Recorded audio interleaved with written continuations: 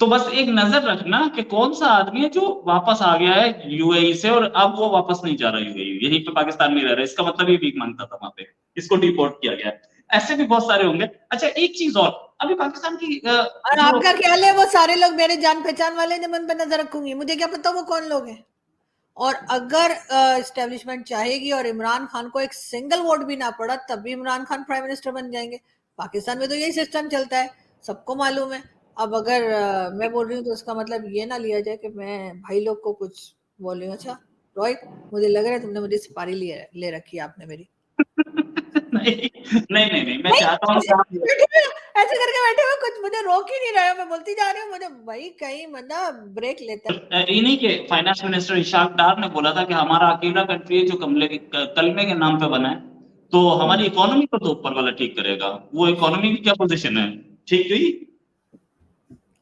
ऊपर वाला बिजी है। वो जो एक पुराना सॉन्ग है ना आपके यहाँ का, क्या, आसमान पे है खुदा और जमीन पे हम, आजकल वो इस तरफ देखता है कम। तो नमस्कार।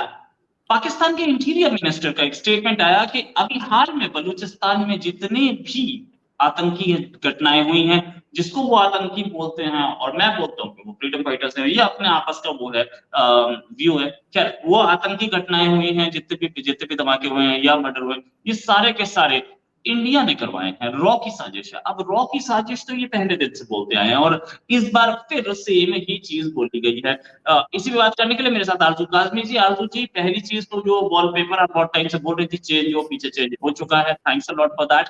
ये आप ही का भेजा हुआ वॉलपेपर था, आ गया। लग गया था काफी पहले, आप पहली बार मैं आपको दिखा रहा हूँ।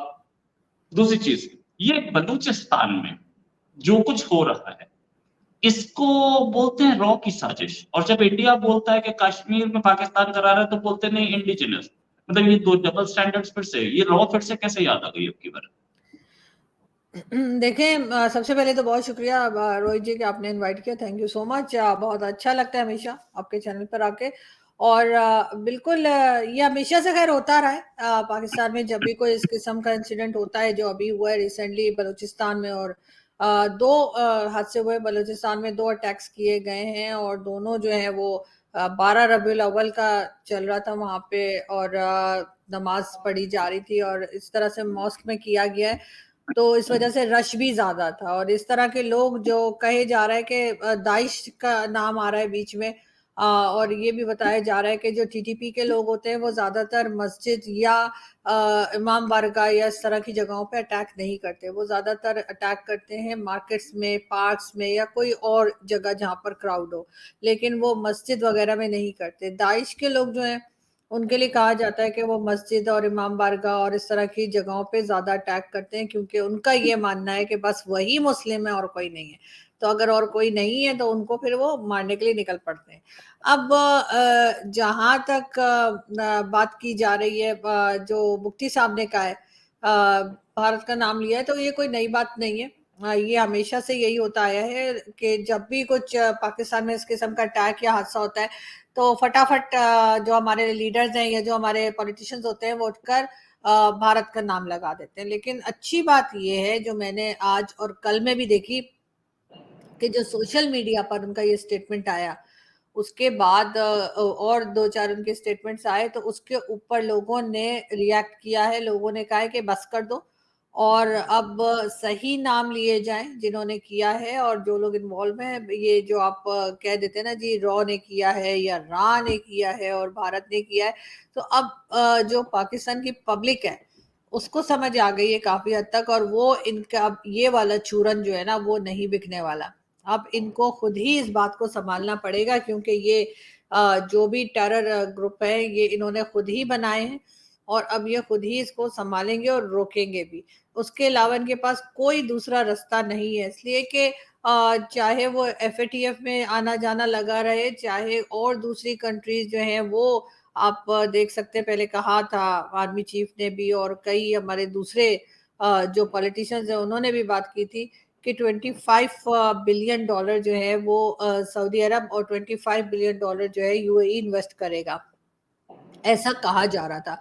इसके साथ साथ चाइना और सऊदी अरब से भी 11 बिलियन डॉलर लेने की कोई बात चल रही है कि शायद वो और पैसे दें, लेकिन ये सब कुछ मिलेगा कब? जब यहाँ पर सिक्योरिटी होगी, और अगर यही हाल रहा तो मुझे नहीं लगता कि कोई $1 भी इनको देने को तैयार होगा।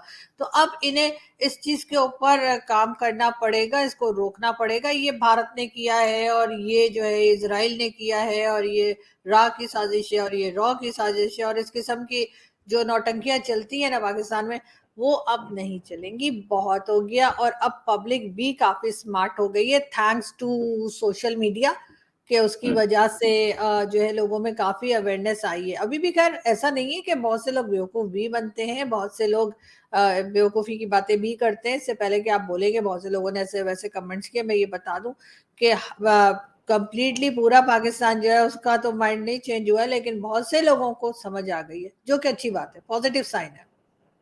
राइट। मैं एक चीज पे जरा थोड़ा मुझे हंसी आ रही थी कि दाइश बोलता है कि ये मुसलमान है, ये नहीं है, हम हैं, ये नहीं है। ये सर्टिफिकेट तो पाकिस्तान गवर्नमेंट देती थी इससे पहले कि अहमदी नहीं है और ये है, ये नहीं है। ये पाकिस्तान में एक नया आदमी कौन आ गया जो पाकिस्तान गवर्नमेंट से भी ऊपर सर्टिफिकेट देने लगा कि वो नहीं है, हम हैं। नहीं, दाइश तो हमेशा से ये करता है, दाइश ने तो हमेशा से ये किया है। ये तो पहले लोग कहा करते थे कि जी ये मुसलमान है और वो मुसलमान नहीं है, वो जो आप शायद अहमदियास की तरफ इशारा कर रहे हैं। लेकिन दाइश का तो शुरू से ही ये है। मतलब टीटीपी और दाइश में एक डिफरेंस और है। टीटीपी कहता है कि ये एरिया हमारा है, इधर ये एरिया हम ले लेंगे, और इस एरिया में वो शरिया लगाएंगे या जो भी करेंगे, डिस्को करेंगे या जो मर्जी करेंगे, ठीक है। उनका ये कहना है। दाइश ये नहीं कहता कि ये एरिया हमारा है। दाइश कहता है कि जी जो इस्लाम या जो इस्लाम की जो कहना चाहिए जो वर्जन वो फॉलो करते हैं, वो कहते हैं कि सब लोग वो करें, वरना फिर ये कि ये मुसलमान नहीं, इनको सबको मार दो। उनका ये वाला जो है ना तरीका चल रहा होता है।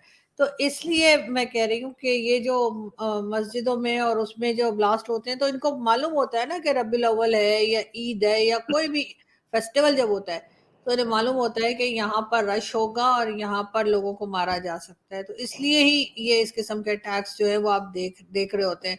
और अगर इन्होंने नहीं रोका, तो ये गवर्नमेंट ने और एस्टेब्लिशमेंट ने या एजेंसीज ने, तो ये लोग ये याद रखें कि ये सिर्फ बलूचिस्तान और केपीके तक नहीं रहेगा, ये पंजाब में भी आएगा।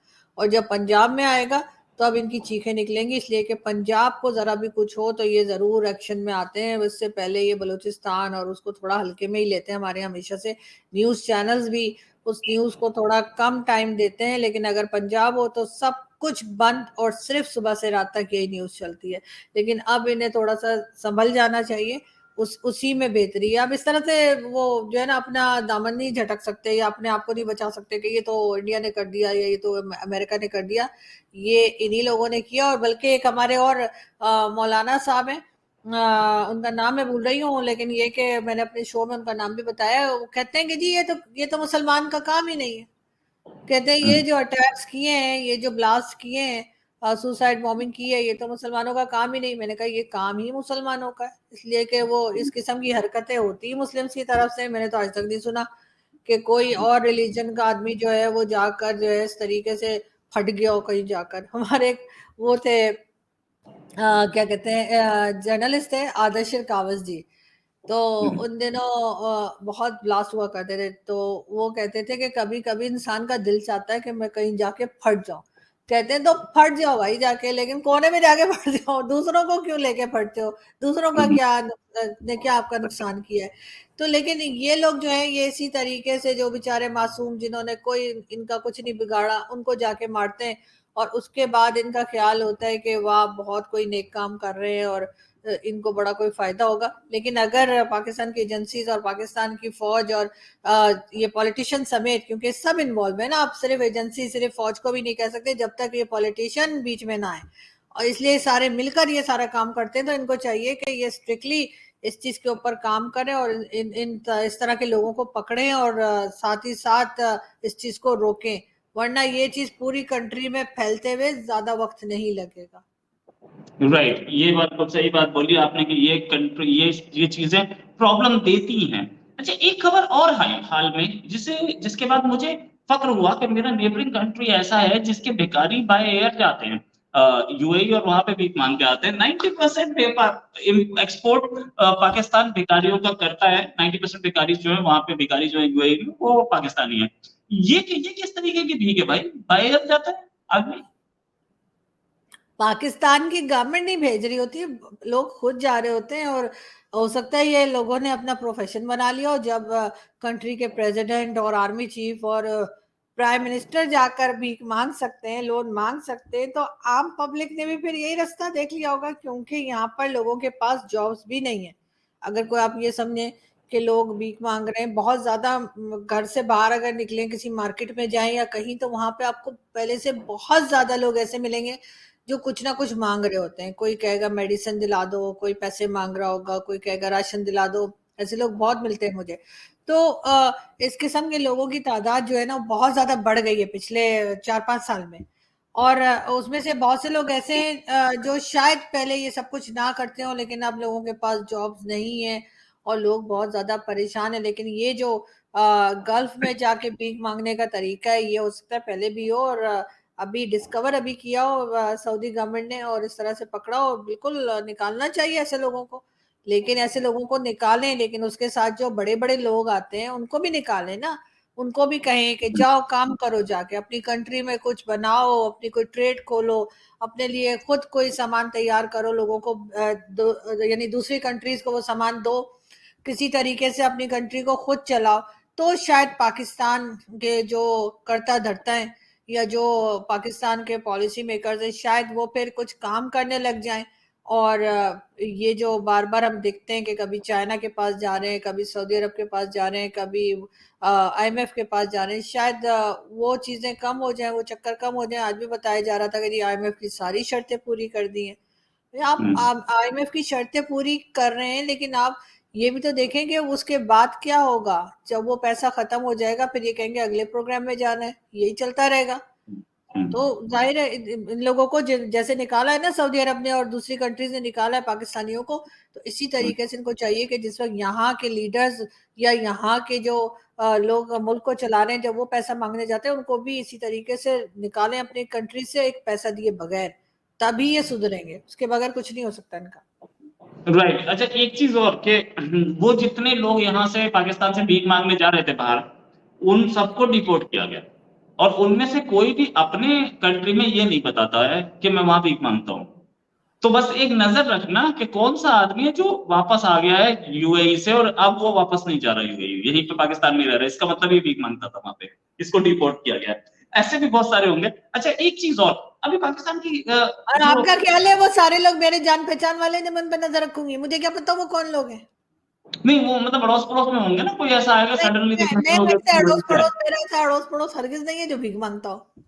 अच्छा, नहीं नहीं, वो तो कोई भी नहीं बताता कि भीख मांगता हूँ, सब हर आदमी यही बोलता है, "ओए, मैं तो दुबई में तो एग्जीक्यूटिव जॉब करता हूँ।" वो बाद में पता लगेगा आपको, नो डाउट अबाउट इट। ये आज अभी ओलंपिक्स, एशियन गेम्स चल रहे हैं, पाकिस्तान का बड़ा परफॉर्मेंस बड़ा खराब है, एबिसमल परफॉर्मेंस। क्या इस पर कोई आवाज उठ रही है पाकिस्तान में? हाँ, बुरा भला तो कहा जा रहा है, टीवी चैनल्स पे भी बात की जा रही है कि बहुत खराब खेल रहे हैं, और सोशल मीडिया पर भी कहा जा रहा है, और जो टीवी चैनल्स हैं उस पे भी बात की जा रही है। अब क्या कह सकते हैं, तैयारी नहीं थी या टाइम खराब था। हो सकता है दोनों ही चीजें हो, टाइम भी खराब हो और तैयारी भी ना हो, यही हो सकता है। Hockey team, Pakistani hockey team को इंडियन हॉकी टीम ने 10-2 से हराया है, हम्म 8 गोल से हराया है। मतलब कभी भी पाकिस्तान की हॉकी इतनी खराब नहीं थी कि 10-2 से हारे।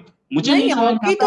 हॉकी तो सर बहुत टाइम से पाकिस्तान की खराब है, बहुत टाइम से हॉकी हॉकी तो लोगों ने देखना भी छोड़ दिया है। पहले कोई टाइम हुआ करता था जब हॉकी का बहुत नाम था, अब तो बहुत टाइम से हॉकी जो है वो कोई पूछता ही नहीं है, सिर्फ क्रिकेट क्रिकेट होता रहता है और तो कुछ नहीं। और उसके अलावा कोई दूसरा गेम ऐसा नहीं है जो कि पाकिस्तान में जिसकी थोड़ी बहुत भी पूछ गछ हो रही हो। ओलंपिक में एक दो बार हाँ वो कुछ एक आध ले आए मेडल, अदरवाइज सिवाय क्रिकेट के यहाँ पे किसी को सपोर्ट नहीं किया जाता। आप देखिए ना, इस वक्त भी क्रिकेट के ऊपर ही पैसा लगाया जाता है और क्रिकेट पे ही कुछ जो है वो उनको पैसा दिया भी जाता है और प्रैक्टिस भी करवाई जाती है। बाकी तो बेचारे जो हमारे स्पोर्ट्स के लोग हैं, वो अपना खर्चा खुद ही उठा के किसी तरीके से थोड़ा बहुत करके कोशिश करते हैं कि कहीं पहुंच जाएं और कुछ कर पाएं। हॉकी का हाल तो सालों से खराब है, आज का थोड़ी। राइट, सालों से खराब है, आज से नहीं। और कोई उम्मीद आपको अपनी टीम से एशियन गेम्स में? नहीं, मुझे कोई खास उम्मीद नहीं है, वैसे मैं इतना ज्यादा स्पोर्ट्स देखती भी नहीं हूँ। लेकिन वो भी मैं सिर्फ वो देखती हूँ जो इंडिया पाकिस्तान क्रिकेट मैच हो रहा होता है, जो कि आई थिंक 14 अक्टूबर को है। और हम्म। वो मैं देखूंगी। अदरवाइज मुझे स्पोर्ट्स में इतना कोई खास, हमारे पॉलिटिशियंस और हमारे लोग सर टाइम ही नहीं छोड़ते कि इंसान कुछ स्पोर्ट्स देखे या कोई फिल्म देखे। मैं तो बस यही पूरा दिन देखती रहती हूँ कि अब क्या हो गया और अब क्या हो गया और अब काकड़ साहब ने क्या कह दिया और अब हमारी जो पॉलिटिकल पार्टीज है उसमें क्या चल रहा है। क्योंकि पहले तो नवाज शरीफ साहब ने भी कहा था कि जब वो प्राइम मिनिस्टर बन जाएंगे तो उसके बाद वो बाजवा साहब पे और जनरल फैज जो है उनके ऊपर एक्शन लेंगे, उनके ऊपर केसेस बनाएंगे, उनको सजा देंगे क्योंकि उन्होंने उनकी गवर्नमेंट गिराई थी वगैरह वगैरह। और अब जैसे ही उनका ये टाइम आ रहा है कि उन्होंने वापस आना है कंट्री में, तो नवाज शरीफ साहब ने एक बड़ा यू टर्न मारा है और अब वो कह रहे हैं कि जी मैंने उनके फैसले जो है ऊपर वाले पे छोड़ दिए हैं। अब ऊपर वाले पे छोड़ दिए का मतलब वो खुदा भी हो सकता है और ऊपर वाले पे छोड़ दिए का मतलब कोई और भी हो सकता है। लेकिन ये कि अगर ऊपर वाले पे ही छोड़ दिए फैसले तो फिर अगर उससे मतलब खुदा है तो फिर इमरान खान के भी छोड़ दें, इमरान खान को भी फिर रिहा कर दें। वो बेचारे किस लिए जेल में बैठे हुए हैं। लेकिन खैर हमारे यहाँ यही तमाशे चलते रहते हैं। अब इंसान ये देखे या स्पोर्ट्स देखे, सर एक ही काम हो सकता है। हाँ, तो मैं एक फिर चीज तो ये है कि आपके इन्हीं के फॉरेन मिनिस्टर, इन्हीं के फाइनेंस मिनिस्टर इशाक डार ने बोला था कि हमारा अकेला कंट्री है जो कलमे के नाम पे बना है, तो हमारी हम्म। इकोनॉमी को तो ऊपर वाला ठीक करेगा। वो इकोनॉमी की क्या पोजीशन है? ठीक हुई। ऊपर वाला बिजी है। वो जो एक पुराना सॉन्ग है ना आपके यहाँ का, क्या आसमान पे है खुदा और जमीन पे हम, आजकल वो इस तरफ देखता है कम। देखता है तो कम। बिल्कुल मेरा बड़ा फेवरेट सॉन्ग है वो। तो मुझे लगता है कि बिल्कुल आसमान पे है खुदा और जमीन पे हम, और आजकल खुदा इस तरफ नहीं देख रहा है। और शायद निकम्मों निखट्टुओं को खुदा देखता भी नहीं है। खुदा उन्हीं को देखता है जो काम कर रहे होते हैं, अपनी मेहनत से कुछ करने की कोशिश कर रहे होते हैं। उसके लिए कोई फर्क नहीं पड़ता कि वो किस रिलीजन को फॉलो करते हैं। और हमारे यहाँ जो है वो खुदा इस वक्त नहीं देख रहा है, इसलिए कि एक निकम्मे और निखट्टुओं की फौज है जो सालों से इस कंट्री के ऊपर कब्जा करके बैठी हुई है। और जो आम पब्लिक है वो बेचारी ख्वार हो रही है और शायद ऐसे ही होती रहेगी, इसी तरीके से मरती रहेगी। कुछ नहीं होने वाला, मुझे तो कोई उम्मीद दिखाई नहीं देती। अभी कोई इन्होंने उम्मीद क्या नहीं। किया, 8 रुपए पेट्रोल में कम कर दिए। वाह, अच्छा, बड़े खुश। कम लो। लोग लोग तालियां बजा रहे हैं, बहुत खुश हो रहे हैं। अब बीच में गेम क्या होती है, 50 रुपए बढ़ा देते हैं फिर 8 रुपए कम कर देते हैं। ठीक है। अब हमारी पब्लिक इतनी बेवकूफ है कि उसको वो 50 रुपए याद ही नहीं रहते जो 50 रुपीज उन्होंने बढ़ा दिए थे पहले। वो इस पे खुश होते यार 8 रुपीज कम हो गए, चलो चलो जी फ्यूल जल्दी जल्दी बढ़वा लो। यानी वो ये वाला, ये अक्सर हमने देखा है कि ये जो ड्रेसेस वगैरह होते हैं ना, सेल लगती है जो एशियन सेल होती है, यूरोपियन सेल तो कहते हैं, यूरोप की सेल तो कहते हैं, सचमुच की सेल होती है। हमारे यहाँ जो सेल लगती है, मुझे भारत का नहीं पता, लेकिन हमारे यहाँ जो सेल लगती है ना, वो ऐसे होती है कि अगर कोई ड्रेस है और फॉर एग्जाम्पल वो 100 रुपीज का है, तो उसको पहले वो 200 का कर देते हैं, उसके बाद उसको काट के फिर 100 का कर देते हैं। ठीक है। तो जो लेडीज जाती हैं वो बड़ी खुश होती है, वाह ये तो 200 का था, हमने तो 100 में ले लिया, हालांकि वो पहले भी 100 का ही होता है।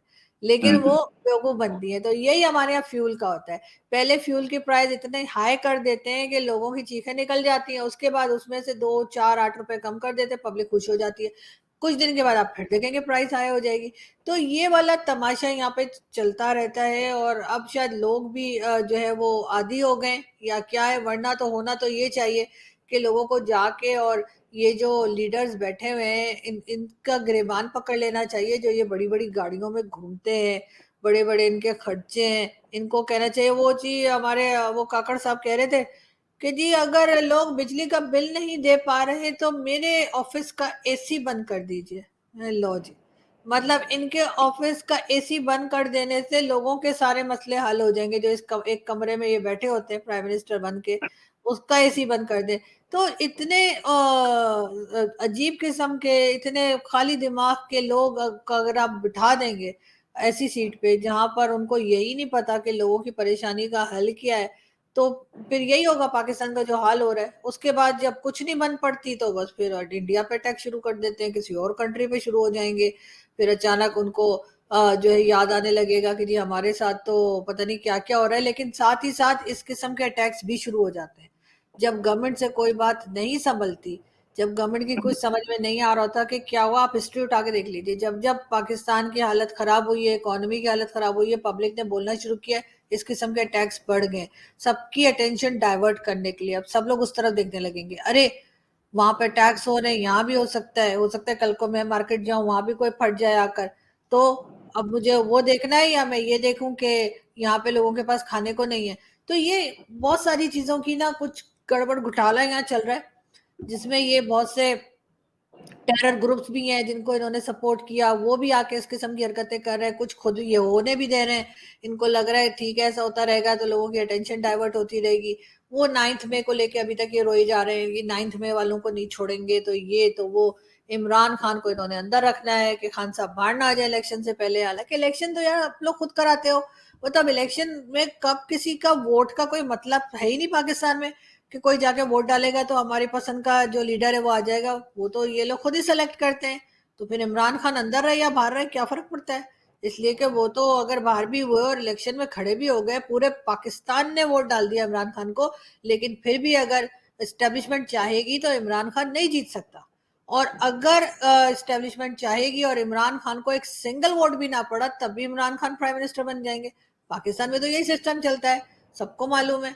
अब अगर मैं बोल रही हूँ तो उसका मतलब ये ना लिया जाए कि मैं भाई लोग को कुछ बोल रही हूँ। अच्छा रोहित, मुझे लग रहा है तुमने मुझे सुपारी ले रखी है आपने मेरी। नहीं नहीं नहीं नहीं, मैं नहीं, चाहता हूँ कि आप ऐसे करके बैठे हुए कुछ मुझे रोक ही नहीं रहे हो, मैं बोलती जा रही हूँ। मुझे भाई कहीं बंदा ब्रेक लेता है, कहीं कहता है बस कर दो, नहीं सुनी जा रहे। इससे मुझे लग रहा है कि कहीं आपका अभी कहीं वहाँ एजेंसी से आपने सुपारी तो नहीं ली, कहीं मैं ऐसे बुलवाता हूँ फिर इसको उड़ा देना।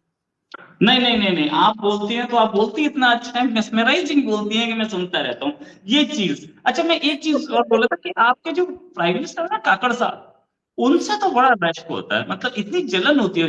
जो आदमी म्यूनिसपैलिटी का इलेक्शन नहीं जीत सकता था, वो प्राइम मिनिस्टर बन गया और जाके यूएन में बोल के भी आया यार।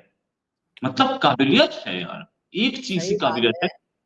और वो काबिलियत क्या है? जूते पॉलिश करने की। आप चलिए बहुत जितना अच्छा जूता पॉलिश करेंगे, चेरी ब्लॉसम बनेंगे, उतनी जल्दी आपकी तरक्की होगी। फिर आपको चाहे कुछ भी ना आता हो, तब भी आप किसी ना किसी पोजीशन पे पहुंच जाएंगे। और बस फिर मतलब मजे ही मजे। बस सिर्फ जूता पॉलिश करना और कुछ भी नहीं है। एक कंट्री का, वो भी पाकिस्तान जैसे कंट्री का, 22 करोड़ की पॉपुलेशन का प्राइम मिनिस्टर बनना कोई 25 छोटी। करोड़ हो गए ये सर, 3 करोड़ को क्या खा गए आप? अरे यार, फ्राई हम करके 140 करोड़ वाले मस्त हैं, 3 तेल करोड़ में तो फ्राई मिलते ही नहीं। करके। वो परेश रावल साहब कहते हैं ना मस्त तेल में फ्राई करके खा गया। तो वो तो नहीं है कि आप मस्त तेल में फ्राई करके खा गए। मैडम 25 करोड़ है 100 सर। हम 140 करोड़ वाले हैं, 3 करोड़ को गिनते ही नहीं। 3 करोड़ तो बांग्लादेशी बैठे हैं अपने कंट्री में, जिनके पास कुछ नहीं है। वो तो राशन सही है, कार्ड लेकिन तक। हमारी तादाद तो सही बताइए ना कि हम लोग 25 करोड़ है, हम 22 करोड़ नहीं है। 25 करोड़ और मतलब बहुत बड़ी बात होती है। और मतलब अगर वो वहां तक पहुंचे कैसे ही, अरे बूट पॉलिश करके ही पहुंचे यार, मतलब पहुंचना बहुत बड़ी चीज होती है, प्राइम मिनिस्टर बनना। And मतलब ही डिजर्व्स दैट। एंड बाकी सब सब चलता रहता है, चल भी रहा है। बाकी क्या बोलते हैं उसे, काकड़ साहब को मेरी तरफ से मुबारकबाद, यूएन में बोलना नाइस। हालांकि उन्होंने गाली तो इंडिया को ही दी, रियल जवाब भी नहीं दिया उसका। ठीक है, फाइन। और फाइनल फाइनल क्वेश्चन आपसे। अच्छा वो भी तैयार हो गए होंगे, यूएन वालों को भी पता होगा क्या बोलेंगे, क्योंकि हमारे से जो जाता है वो एक ही तकरीर करता है, कोई एक ही तरह की बात करता है। इसलिए यूएन वालों को भी पता होगा कि वो क्या करने वाले हैं। मुझे नहीं लगता कि उन्हें कोई खास हैरत हुई होगी या कोई भी उन्हें सुन रहा होगा, क्योंकि वही पुरानी कैसेट, वो याद है वो सीडी डीवीडी फंस जाया करती थी पहले, डीवीडी के जमाने में। तो वही लगता है कि वो डीवीडी जैसे फंस जाती थी, वैसे ही वो भी उनकी भी स्पीच जो है कुछ उसी तरह की होगी। राइट, वही वही उसी तरह की स्पीच है, वही चला। मैंने सुनी थी स्पीच, और स्पीच में कुछ खास तो दिखा नहीं, लेकिन हाँ, अ, बात कुछ ऐसी की जैसे कि जो बाइडेन की स्पीच पढ़ी हो। ऐसा हुआ है, हमारे फॉरेन मिनिस्टर ने एक बार दूसरे कंट्री की स्पीच पढ़ दी थी। हमारे फॉरेन मिनिस्टर थे एस एम कृष्णा, और वो दूसरे एक और स्पीच आई थी किसी और कंट्री के फॉरेन मिनिस्टर की, वही स्पीच उन्होंने पढ़नी शुरू कर दी। फिर उनको मिड पे बताया गया, अरे भाई अपनी तो पढ़ लो। फिर वो शायद स्पेन की या पोर्चुगल की, लग्जमबर्ग की, किसी एक के फॉरेन मिनिस्टर की स्पीच पढ़ गए वो। और उसके बाद उनसे बोला गया। फिर उसके बाद हम लोग आपस में ऑफिस में बात कर रहे थे, यार उनसे पूछना, वो फ्लाइट तो इंडिया की पकड़ रहे हैं कि पोर्चुगल तो नहीं जा रहे। ऐसा हुआ है? लेकिन आपने 3 इडियट्स देखी है मूवी? या उसमें नहीं, वो जो उनके प्रिंसिपल होते हैं या जो डीन होते हैं कॉलेज के, वो जो बात करते थे, तो वो लड़का जो अंदर कपड़े प्रेस कर रहा होता था, उसको पूरी याद होती थी, वो साथ साथ बोल रहा होता था और उसको पता होता था कि इन्होंने हर साल जो भी नए स्टूडेंट्स आएंगे उनको क्या बात करनी है। तो इसी तरीके से जो हमारे प्राइम मिनिस्टर जाते हैं या जो भी जाता है पाकिस्तान की तरफ से, तो सब लोगों को पता होता है क्या बोलना है उन्होंने, वो सुने ना सुने, उन्हें मालूम है क्या बोल के जाएंगे। तो इसलिए उसमें कोई खास ऐसा मुझे नहीं लगता कि लोगों ने कोई इंटरेस्ट लिया होगा। तो वो आपका कहने का मतलब ये है कि वो प्रेस वाला जो था वो काकड़ साबित है?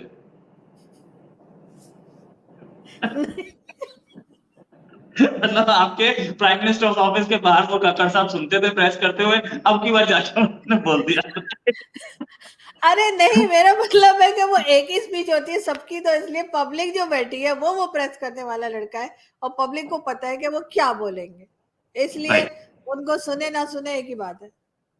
राइट राइट, ठीक है, बढ़िया। Thanks a lot Aarzoo ji for joining, बहुत अच्छा डिस्कशन रहा, और उम्मीद है, देखिए अभी आप इतनी बिजी रहती हैं तो आप बड़े टाइम बाद फिर आई हैं, उम्मीद है जल्दी एक डिस्कशन और होगा। अभी के लिए नमस्कार, धन्यवाद, thanks a lot. Thank you.